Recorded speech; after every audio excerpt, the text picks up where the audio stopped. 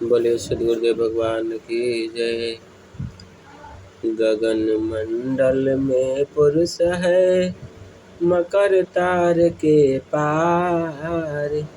महारथी योद्धा सबल, पहुँचे प्रभु दरबार। हे हंसो, हे जिज्ञासु, मकर तार के चार चेतन महामंडल में पुरुष है। उस स्थान पर प्राकृतिक संग्राम को जीतने वाला पराक्रमी योद्धा ही पूर्ण विजयी महारथी अपने प्रबल पुरुषार्थ से पहुंच जाते हैं और प्रकृति के संग्राम को जीत लेते हैं तथा अपने चेतन लक्ष्य को प्राप्त करने से अनुभवी संत की महारथी की संज्ञा इस दोहे में दी गई है। सूक्ष्म होकर आय तुम, सूक्ष्म हो चल यार। सुई नख कुंजर किमी चले, समझ पुरातन धार। हे हंसों, हे जिज्ञासु, सूक्ष्म होकर ही जीव मुक्ति से बंधन में आता है। यह जीव मुक्ति से जिस प्रकार पतन होकर जगत में आया, उसी प्रकार उसी मार्ग से अपने शुद्ध स्वरूप से प्रकृति को छोड़ता हुआ चेतन लोक को पहुँचेगा। जैसे सुई की नोक में हाथी प्रवेश नहीं कर सकता, उसी प्रकार यह आत्मा प्राकृतिक के स्थूल जड़ ममत्व रूपी हाथी को लेकर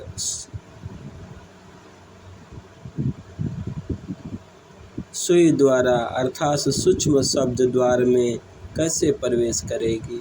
इसीलिए वह सूक्ष्म होकर ही जिस मार्ग से जगत में आया था, अपने उस प्राचीन मार्ग से चलकर अपने मुख्य स्थान पर पहुँचेगा, जहाँ पर अपना चेतन निवास है। चेतन आत्मा की चेतन क्रिया, चेतन व्यवहार नित्य होता है। जड़ प्राकृतिक तथा चेतन आत्मा का संबंध अज्ञान काल में होता है, जो संबंध विजातीय और अनित्य है। चेतन चेतन का संबंध ही दृढ़ और स्थिर होता है। जड़ और चेतन दोनों विजातीय विभिन्न गुणों के पदार्थों में सजातीय और दृढ़ संबंध नहीं हो सकता। इसलिए चेतन जीव को जड़ प्रकृति के संबंध से अनेक दुख और परिताप सहने पड़ते हैं। जीवात्मा का शुद्ध स्वरूप चेतन और नित्य है। जीव और ब्रह्म दोनों कूटस्थ पदार्थ हैं और प्राकृतिक जड़ होकर प्रवाह रूप से नित्य है। जीव और ब्रह्म दोनों अलग अलग सत्ता है। सद्गुरु बंदी छोर का, डोर अंगुल निर्देश। गुरु गम घर घर को चले, पहुँचे सद्गुरु देश। यह जीवात्मा सद्गुरु के विहंगम मार्ग के उपदेश साधन द्वारा चेतन डोरी को पकड़कर सद्गुरु के प्रवेश को प्राप्त करता है। अक्षर और निशब्द के बीच में सद्गुरु का निवास है, जहाँ से चेतन आलोक का दर्शन और उसकी प्राप्ति होती है। तन कमान रौद सूरती, अक्षर बाण लगाओ। योगी व्यक्ति से तानिए, मर्म निशाने घाव। हे हंसो, हे जिज्ञासु, शरीर रूपी धनुष और सूरती रूपी रौदा से अक्षर रूपी बाण लगाकर साधन सहज व्यक्ति के वेधन से रहस्यमय साधन पर चोट लगता है। अर्थात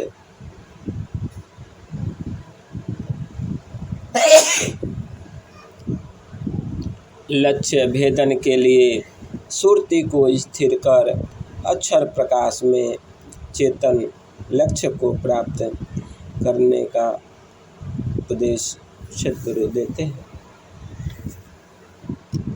सहज शून्य के ओट में भेदी मंडल ज्ञान, शब्द निशाना लाइए अंतर सुमिरन ध्यान। हे हंसो, हे जिज्ञासु, महाशून्य अर्थात मध्य आकाश के पर्दे में रहस्ययुक्त मंडल का ज्ञान करके शब्द का लक्ष्य भेद होने पर आत्मा द्वारा अंतर में सुमिरन और ध्यान होता है।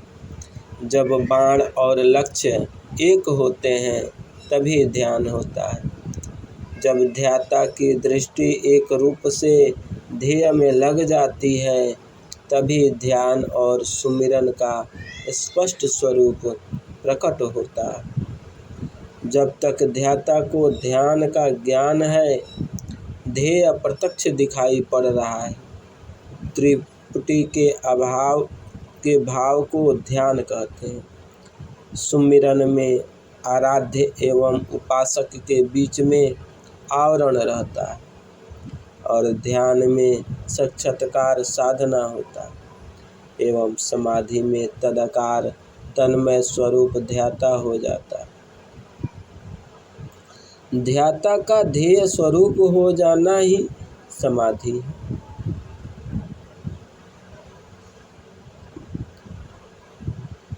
एवं ध्येय को देखने को ध्यान कहते हैं।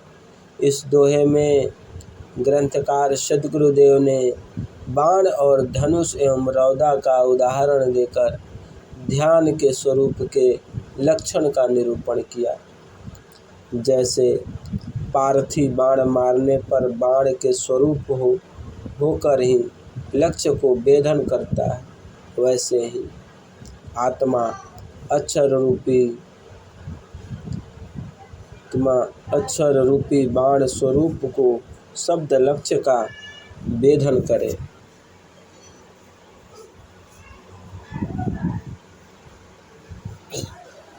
परमाणु के योग से महामंडल आकाश, अक्षर कंप से होता है सृष्टि सकल आकाश। प्राकृतिक मंडल की अंतिम सीमा पर परमाणुओं का कोश है। उस परमाणु मंडल में अक्षर की संधि से कंप होने पर परमाणु के योग से समस्त सृष्टि का विकास होता है। अतः हे हंसों, हे जिज्ञासु, सद्गुरु भेद युक्ति द्वारा उस परमाणु मंडल की अंतिम सीमा पर पहुंचकर अपने लक्ष्य को भेदन कर सद्गुरु के परमानंद महान सुख को प्राप्त करो। व्योम व मन का योनि है व्यापक अक्षर व्योम, अव्योम से वायु होता है प्राण सजीवन सोम। व्यापक अक्षर ही मन का योनि है और उसी अक्षर के द्वारा वायु भी गतिशील होता है, जो सारे जगत का प्राण आधार है। सूत्रात्मा वायु द्वारा ही सारे शरीर में जीवन शक्ति प्रकट होती है और प्राण और मन दोनों का आधार व्यापक अक्षर। योग अभ्यास रत भेद में प्राणलीन आकाश, निह श्वास सुषमन रहे नहीं निस्पंद प्रकाश।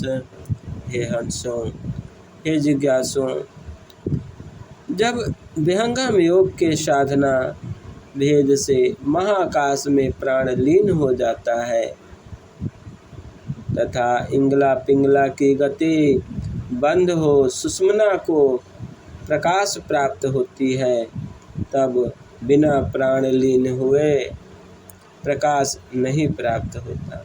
यह प्रकाश प्राण मंडल का है, चेतन मंडल का नहीं।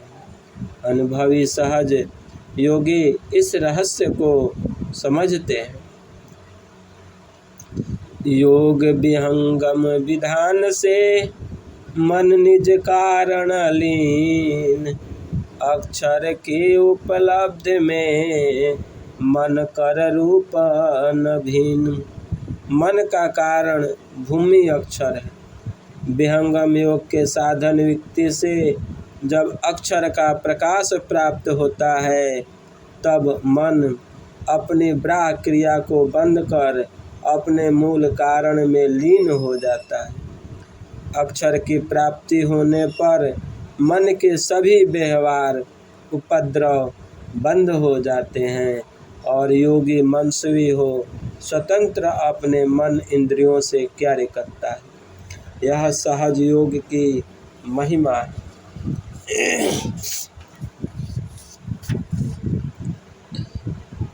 कारण में कारज मिले, छूटे जगत व्यापार।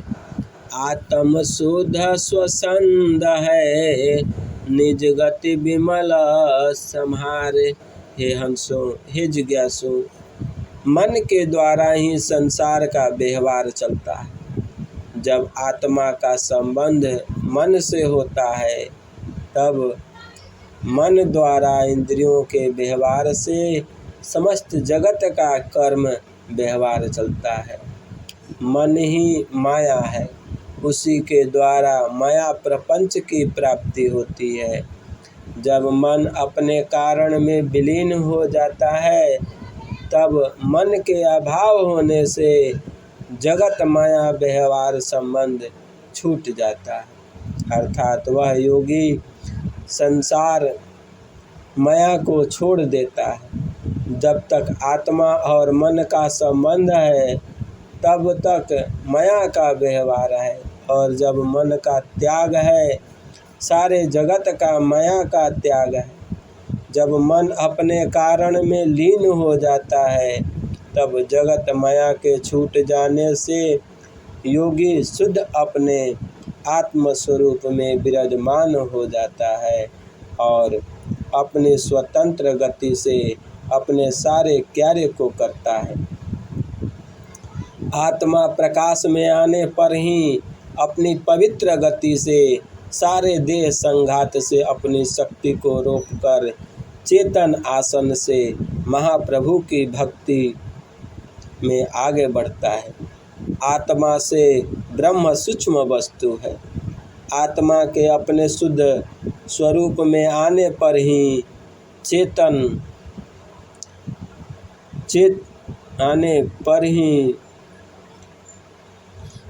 भक्ति प्रारंभ होती है। मन से कर्म होता है, भक्ति नहीं।